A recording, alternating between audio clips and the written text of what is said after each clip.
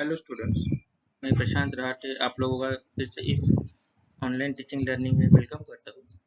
आज का हमारा टॉपिक है students unit number 4 impact of jet का 4.7 नंबर का टॉपिक। टॉपिक का नाम है force exerted by a jet of water on a unsymmetrical plate when jet strikes tangentially at one of its tip.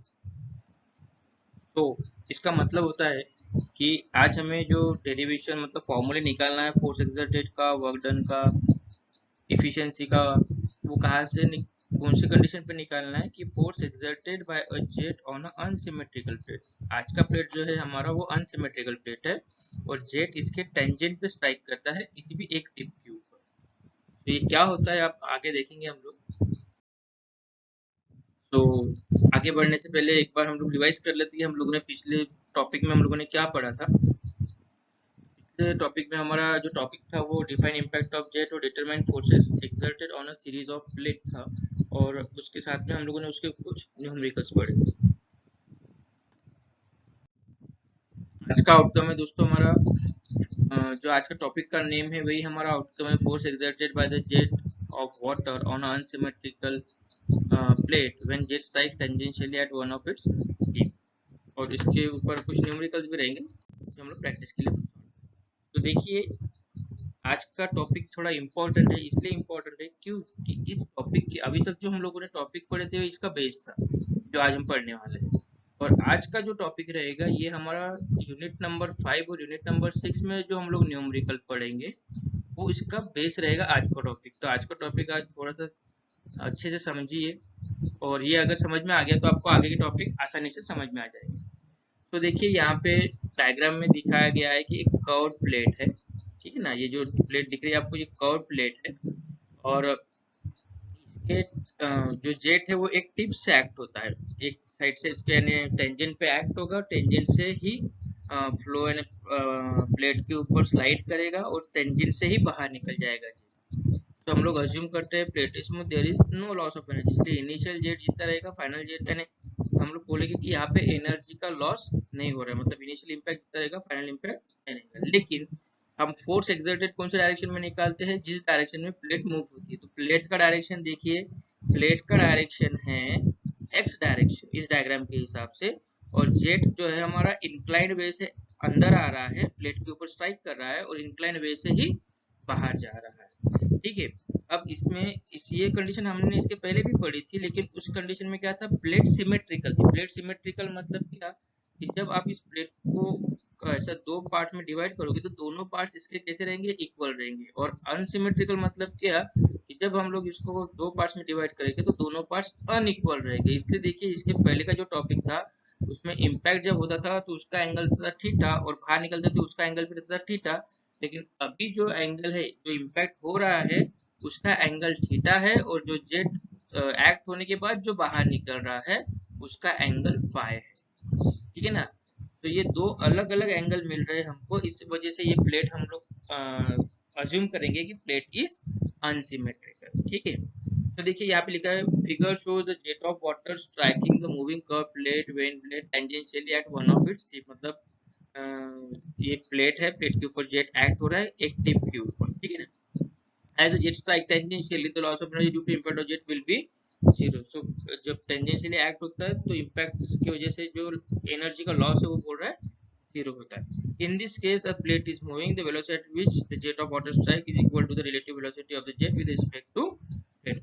इस कंडीशन में ये बोल रहे हैं कि प्लेट मूविंग है और प्लेट मूविंग होने की वजह से जो जेट एक्ट होता है, जैसे हम लोगों ने इसके पहले भी टॉपिक में पढ़े थे, दो टाइप के टॉपिक पढ़े थे। एक पढ़ा था हम लोगों ने फिक्स प्लेट और force exerted on a fix plate और दूसरा पढ़ा था force exerted on a moving plate. So जब भी मूविंग प्लेट आता था तो वहां पे हम लोग रिलेटिव वेलोसिटी की बात करते थे। रिलेटिव वेलोसिटी मतलब क्या, जो v माइनस यू हम लोगों ने इसके पहले देखा है।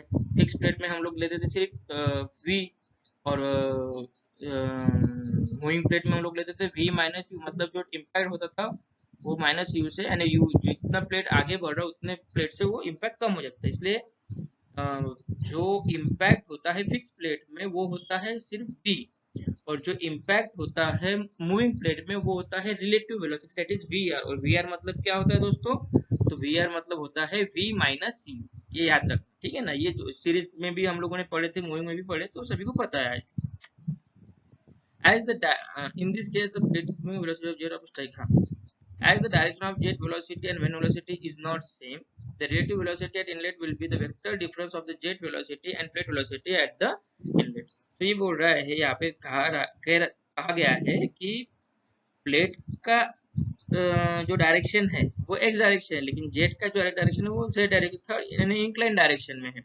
तो ये दोनों डायरेक्शन सेम नहीं होने की वजह से हमें क्या करना पड़ता है, इसको जेट को दो पार्ट्स में रिजॉल्व करना पड़ता है ना, दो पार्ट्स में रिजॉल्व करना पड़ता है। तो यहाँ पे भी ये दो पार्ट्स में रिजॉल्व किया गया है, एक हॉरिजॉन्टल डायरेक्शन और दूसरा वर्टिकल डायरेक्शन। तो हॉरिजॉन्टल डायरेक्शन को VW1 से डिनोट किया गया है और वर्टिकल डायरेक्शन को VF1 से डिनोट किया गया है। ये है वही चीज V cos थीटा और V sin थीटा, लेकिन यहाँ पे हम लोग थोड़ा सा अलग तरीके से बोलेंगे। As the direction of jet velocity and when velocity is not same, the relative velocity at the inlet will be the vector difference of the jet velocity and the plate velocity. मतलब direction दोनों के same नहीं होने की वजह से जो inlet velocity है वो वेक्टर डिफरेंस है jet velocity that is v1 और plate velocity that is u1, ठीक है ना।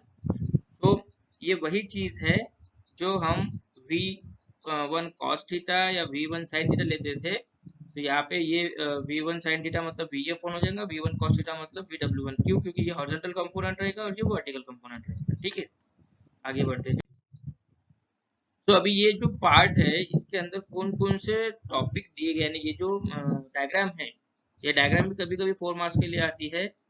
ये डायग्राम ड्रॉ करो और इसमें जो नोटिस दिए है वो क्या क्या है वो लिखने के लिए, और ये जो डेरिवेशन है इसमें भी हमको ये डायग्राम को एक्सप्लेन करना है। तो देखिए सबसे पहले हमारा प्लेट है कर्व्ड टाइप का, ठीक है, ये ध्यान में रखिए। और जेट जो एक्ट कर रहा है वो एक टेंजेंट पे एक्ट कर रहा है विथ वेलोसिटी v1, ठीक है।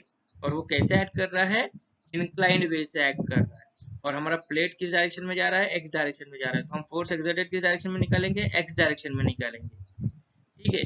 तो देखिए ये जो ट्रायंगल है यहाँ से जेट अंदर जाता है, वहां पे जो ट्रायंगल फॉर्म होता है उस ट्रायंगल को कहा जाता है इनलेट वेलोसिटी ट्रायंगल।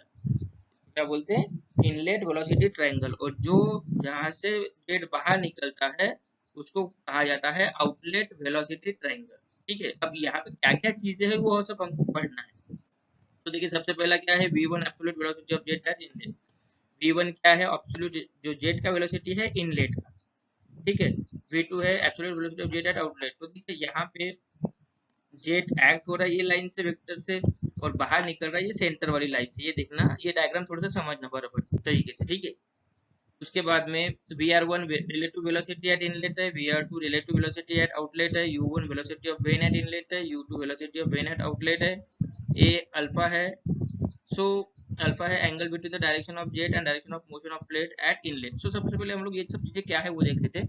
देखिए सबसे पहले हम लोगों ने क्या किया, एक कर्व प्लेट बनाया, कर्व प्लेट के नीचे में एक ट्रायंगल बनाया, राइट एंगल ट्रायंगल, जिसमें पहला वेक्टर था v1 जो इंक्लाइन वेक्टर है, ठीक है। वर्टिकल वेक्टर है vf1 और जो हॉरिजॉन्टल वेक्टर है टोटल वो बनाया हम लोगों ने vw1, ठीक है। ये हो गया हमारा इनलेट ट्रायंगल ABD, ठीक है। फिर उसके बीच में हम लोगों ने उस ट्रायंगल को डिवाइड कर दिया दो पार्ट्स में, और उस जो पार्ट से डिवाइड किया उसको नाम दिया VR1। VR1 नाम क्यों दिया, क्योंकि देखिए या A से लेके B तक का डिस्टेंस है V1 और A से लेके C तक का डिस्टेंस है U1। तो हमारा VR1 क्या होता है, it is the difference between V1 and U1, इसलिए ये दो वेक्टर्स के बीच का डिफरेंस दिखा रहा है, इसलिए इसका नाम नंबर दिया है VR1। तो आप लोग ये ट्रायंगल में समझिए कौन कौन सी चीज है। हम सब लोगों ने क्या किया है, पहले इनलेट में एक राइट एंगल ट्रायंगल बनाया ABD, उसमें AB लाइन है हमारी V1 की, that is velocity of jet at inlet. उसके बाद AD लाइन है VW1 की, ये हॉरिजॉन्टल कंपोनेंट है वेलोसिटी का एट इनलेट का। और V वर्टिकल लाइन है VF1, ये वर्टिकल कंपोनेंट है velocity of jet at inlet का। और बीच में हम लोगों ने एक लाइन ड्रॉ की है, इसका नाम है VR1। और ये VR1 क्या है, तो ये रिलेटिव वेलोसिटी शो कर रहा है, क्योंकि relative velocity is the difference between V1 and U1। सो यहाँ B से लेके C तक VR1 है और A से लेके C तक U1 है, ठीक है। अब U1 क्या है, तो velocity of plate at inlet, ये सब चीजें ध्यान में रखिएगा। उसके बाद अल्फा, अल्फा क्या है, ये अल्फा है velocity of jet at inlet और velocity of plate at inlet, इन दोनों के बीच का एंगल, ठीक है, वैसा ही अभी थीटा, थीटा क्या है, थीटा को सॉरी अल्फा को एक और नाम दिया जाता है गाइड ब्लेड एंगल। अल्फा का दूसरा नाम क्या है, गाइड ब्लेड एंगल। अब दूसरी चीज है थीटा, थीटा क्या है, जो एंगल VR1 और ये जो CD लाइन है इसके साथ में जो एंगल बनता है उसको कहा गया है थीटा। और थीटा का दूसरा नाम क्या है, angle made by the radio velocity VR1 with the direction of motion of the when at inlet. मतलब ये VR1 जो हॉरिजॉन्टल लाइन के साथ में जो एंगल बनाता है उसको कहा गया है थीटा। ठीक है, और इसको वेन या वेन एंगल एट इनलेट भी कहा जाता है। ये गाइड ब्लेड एंगल होता है अल्फा, थीटा होता है वेन एंगल एट इनलेट। ठीक है, so VW1 and VF1 are the component of velocity of V1 in the direction of motion of jet and the perpendicular to the direction of motion of wind. So ये जो VF1 है और VW1 है ये क्या है, इसके दो वेक्टर कंपोनेंट्स है। जैसे V cos theta V sin theta लिखते हैं ना हम लोग, वैसे ही इसके ये कंपोनेंट है जिसको नाम दिया है VF1। तो VF1 क्या हो जाएगा, V1 cos अल्फा। ठीक है ना, जैसा राइट एंगल ट्रायंगल है, पाइथागोरस थ्योरम अप्लाई करेंगे हम लोग। तो अगर मैं VF1 की बात करूंगा तो VF1 क्या हो जाएगा, V1 cos V1 sin alpha. और अगर हम VW1 की बात करते हैं तो वो हो जाएगा V1 cos अल्फा, है ना। तो ये दो वेक्टर्स है। ठीक है, तो ये हो गया हमारा इनलेट वेलोसिटी ट्रायंगल। ठीक है, अब वैसा ही आउटलेट वेलोसिटी ट्रायंगल में देखेंगे आगे। आउटलेट वेलोसिटी ट्रायंगल में देखिए क्या है, तो ये जैसा इनलेट का है वैसे इसके सब कंपोनेंट है, सिर्फ एक चीज चेंज होती है, जो V1 यहाँ पे पहली लाइन रहती है, ये V1 यहाँ पे सेंटर की लाइन हो जाती है। तो ये जो सेंटर से लाइन जा रही है उसको बोलेंगे V2। ये वर्टिकल लाइन VF2, जैसे यहाँ पे इनलेट में V1 VF1 है वैसे यहाँ पे VF2 है। उसके बाद में ये जो बाहर निकल थर्ड लाइन है ये VR2। सो VR2 और हॉरिजॉन्टल लाइन इनके बीच में जो एंगल फॉर्म होगा उसको बोलेंगे फाई, लेकिन ये कहाँ पे, आउटलेट में। वैसे V1 और हॉरिजॉन्टल लाइन इसके बीच में जो एंगल फॉर्म होगा उसको बोलेंगे बीटा, लेकिन कहाँ पे, आउटलेट में। अब देखिए थोड़ा सा ध्यान से कि ये VW1, ये VW1 कहाँ से कहाँ तक है, तो ये है जैसा ए से लेके डी तक यहाँ पे।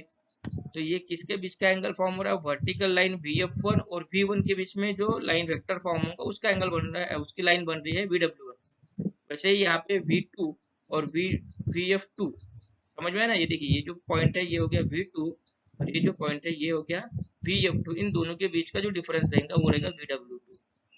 ठीक है, और VR1 और V1 इन दोनों के बीच का डिफरेंस क्या है, यहाँ पे U1। तो यहाँ पे देखिए VR2 और V2 इन दोनों के बीच का डिफरेंस है U। तो ये ट्रायंगल हो गया आउटलेट ट्रायंगल।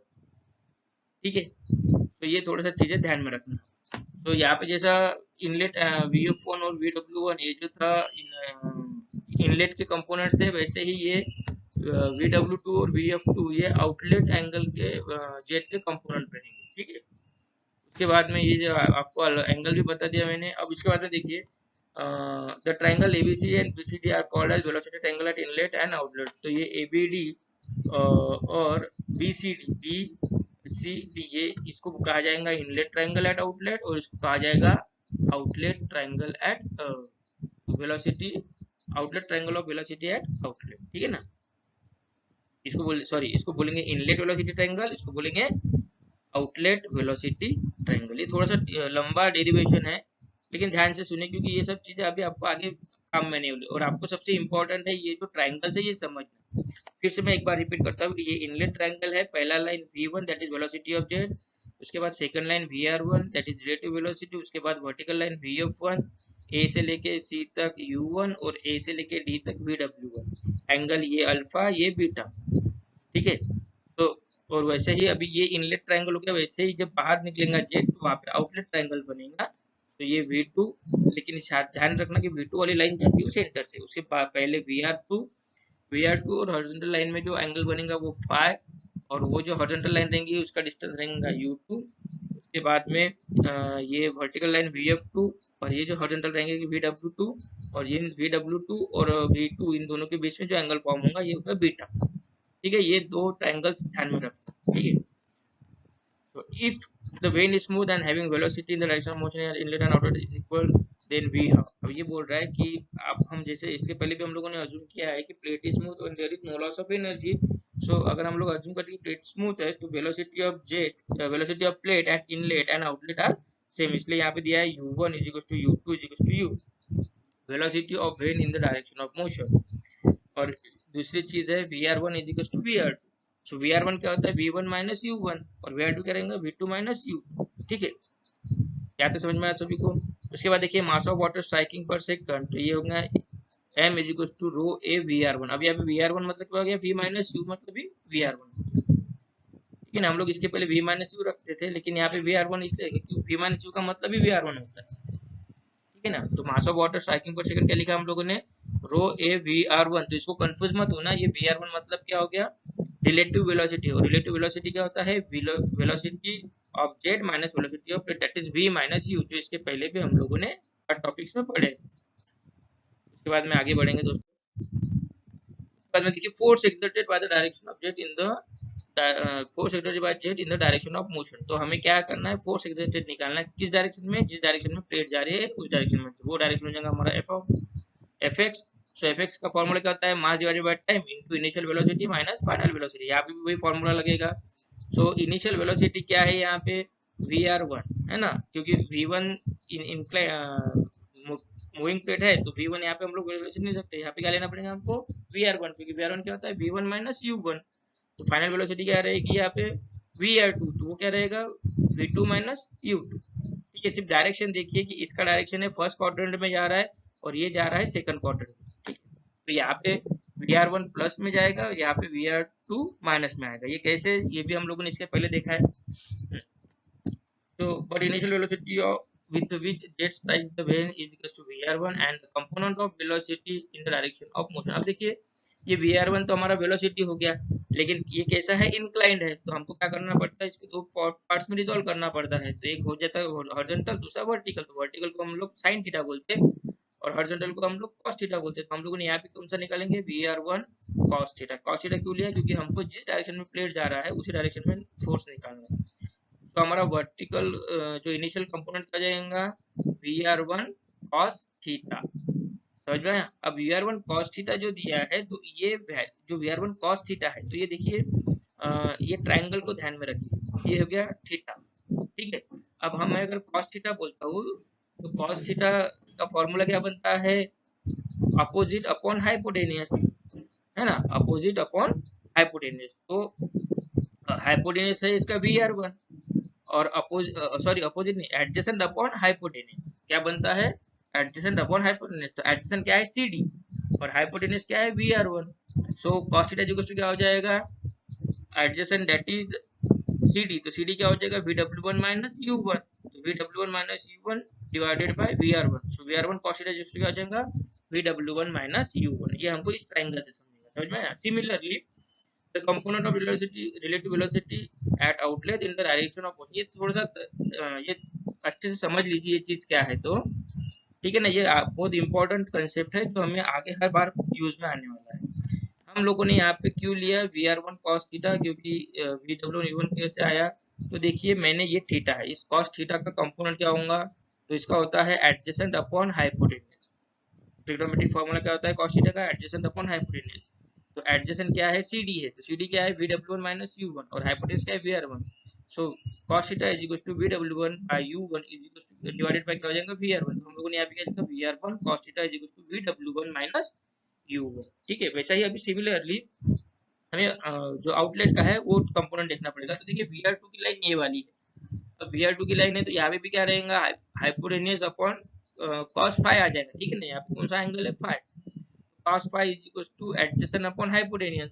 तो adjacent क्या है U2 plus VW, ये U2 है और ये VW2 है, तो डिवाइडेड बाय VR2 है ना। तो cos phi is equals to adjacent divided by hypotenuse। तो ये हो गया adjacent line U2 plus VW2 और ये हो गया VR2 अब hypotenuse। लेकिन देखिए इसका डायरेक्शन कौन सा है सेकंड क्वाड्रेंट है और सेकंड क्वाड्रेंट होने की वजह से इसके सामने साइन कौन सा आएगा माइनस। तो ये हो गया VR2 cos phi। ठीक है, और सामने साइन कौन सा आएगा माइनस, और ये VR2 cos phi मतलब भी क्या हो गया U2 plus VW। अब देखिए VR1 cos phi मतलब VW1 माइनस U1 और VR2 cos phi मतलब U2 plus VW। So Fx is equal to कहता है mass divided by time into initial velocity minus final velocity. तो मास इनटू इनिशियल वेलोसिटी क्या है VR1 cos theta, फिर बीच में minus का साइन और फाइनल वेलोसिटी क्या रहेगी माइनस VR2 cos phi। तो देखिए ये माइनस माइनस का हो जाएगा प्लस हो जाएगा, तो यहाँ पे V R one cos phi क्या है, V W one minus U one, और V R two cos phi क्या है, U two plus V W two. तो इक्वेशन बन जाएगा ये F X is equal to M is equal to rho A V R one into V W one minus U one plus U two plus V W, ठीक है। तो as we know you one is equal to U, तो हम लोगों ने इसके पहले देखा है कि U one U is equal to U one is equal to U two, है ना। तो इस वजह से क्या होगा, minus U one plus U one दोनों कट जाएंगे और इक्वेशन में बचेगा क्या, फिर वहाँ पे F X is equal to rho A V R one, ठीक है, into V W one plus V W. तो उसके बाद में देखिए ये हमारा इक्वेशन बन जाएगा। अब ये इक्वेशन कब सेटिस्फाई करेगा, ये इक्वेशन तभी सेटिस्फाई करेगा जब हमारा जो बीटा है, जो बीटा बीटा कौन सा है, ये वाला टर्म देखिए, बीटा कौन सा है, ये टर्म इज एक्यूट एंगल, मतलब ये जब 90 डिग्री से कम रहेगा तभी जाके ये इक्वेशन हमारा सेटिस्फाई होगा। क्यों ऐसा होगा, क्योंकि देखिए अभी क्यों ऐसा होगा ये अभी आगे देखेंगे। If beta is equal to 90 degree, ठीक है ना, तो beta is equal to 90 then V W two is equal to 0 and the equation becomes F X is equal to rho A V R one V W one. तो देखिए as per diagram ये आपको beta कैसे दिख रहा है, ये एब्ट्यूज दिख रहा है, एक्यूट दिख रहा है, तो इसका आंसर है एक्यूट दिख रहा है, मतलब 90 डिग्री से कम। तो जब ये 90 डिग्री से कम रहेगा तभी जाके हमारा ये इक्वेशन आएगा for F X is two rho A V R one V W one plus V W two. अगर ये बीटा 90 डिग्री रहता है तो 90 डिग्री कब रहेगा, जब ये लाइन स्ट्रेट हो जाएगी, है ना, स्ट्रेट वर्टिकल रहेगी।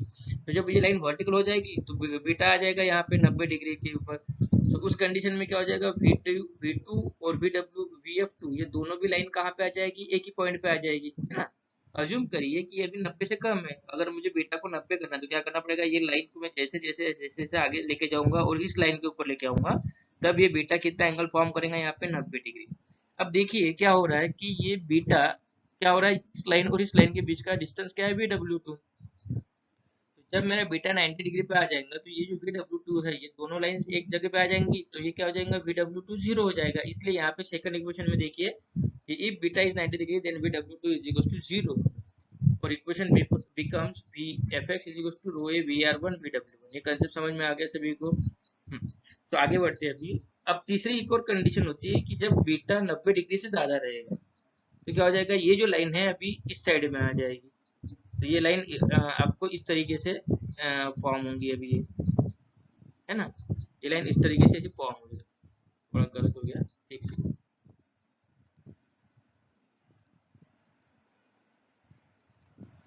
जब अगर बीटा 90 डिग्री से ज्यादा है तो ये ऐसी लाइन स्ट्रेट और ये ऐसी इंक्लाइन लाइन हो जाएगी। तो ये उस कंडीशन में ये हो जाएगा V2 आपका, और ये जो एंगल बनेगा ये जो एंगल बनेगा ये वाला, ये बनेगा मोर देन 90 डिग्री। तो वो उस समय उस एंगल को बोलेंगे हम लोग एक्यूज एंगल। तो अब अगर ऑब्ट्यूज एंगल मतलब बीटा 90 डिग्री से ज्यादा है तो उस समय इक्वेशन क्या हो जाएगा, ये इक्वेशन का उल्टा इक्वेशन हो जाएगा, मतलब F X is equal to rho A V R one into V W one minus V W two. तो देखिए अगर एक्यूट है मतलब 90 से कम है तो ये इक्वेशन, 90 अगर है तो ये इक्वेशन, और 90 से ज्यादा अगर है तो ये इक्वेशन। तो जब भी इसका अगर न्यूमेरिकल आता है तो हमको कंडीशन देखना है कि हमें बीटा कितना दिया हुआ है, अगर जितना बीटा दिया रहेगा तो उस कंडीशन से हम लोग एफ एक्स का फॉर्मूला लेंगे। सो इन जनरल इस फॉर्मूला को किस तरीके से लिखा जाता है, rho A V R one V W one plus minus V W two. तो फिर ये plus minus V W two इसलिए दिया है कि जो कंडीशन आपको दी रहेंगी उस कंडीशन के हिसाब से आपको फॉर्मूला सिलेक्ट करना। तो ये तीन फॉर्मूले बनेंगे, इस तीन में से जो भी कंडीशन बीटा की दी रहेंगी उस कंडीशन से आपको फॉर्मूला सिलेक्ट करना। उसके बाद में वर्क डन आता है दोस्तों। वर्क डन सभी को पता है, वर्क डन क्या होता है, force into velocity of plate. Force हमारा निकल गया है rho A V R one into V W one plus minus V W two, और बीच में हम लोगों ने ये यू जो दिख रहा है ये क्या हो गया, वेलोसिटी ऑफ प्लेट, मतलब इस एफ एक्स की इक्वेशन को मल्टीप्लाई बाय यू कर दिया तो वर्क डन हो गया। अब उसके बाद में हमें इस कंडीशंस में क्या होता है, एक नई कंडीशन दी है, वर्क डन पर second per unit weight of fluid striking per second, है ना। तो हमें ये पर यूनिट वेट के लिए भी निकालना होता है कभी वर्क डन। ये हो गया ओवरऑल वर्क डन, लेकिन पर यूनिट वेट मतलब एक यूनिट वेट के लिए कितना वर्क डन होगा, तो क्या करना पड़ेगा हमको, उस यूनिट उसको एक यूनिट वेट से डिवाइड करना पड़ेगा। तो ये यूनिट वेट क्या है यहाँ पे, मास इनटू ग्रेविटी, मतलब यूनिट वेट हो जाता है ना, मास इंटू ग्रेविटी मतलब क्या होता है, वेट। तो मास तो है हमारे पास rho A V R one, और उसको मल्टीप्लाई जी करेंगे तो हो जाएगा वेट, दैट इज ग्रेविटी।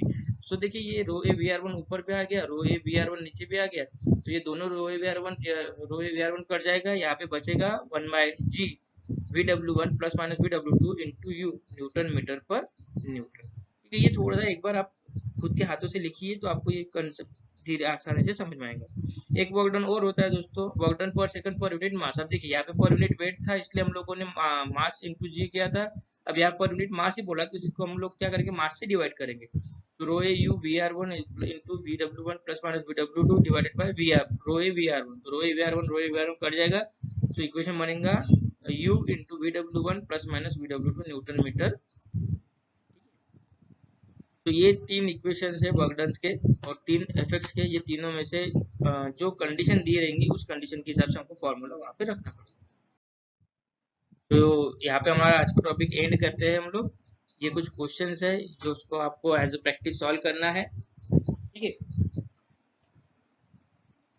अगला टॉपिक रहेगा टेस्ट नंबर। तो टेस्ट नंबर 4 के बाद हमारा नेक्स्ट टॉपिक स्टार्ट हो जाएगा हाइड्रोलिक टरबाइन।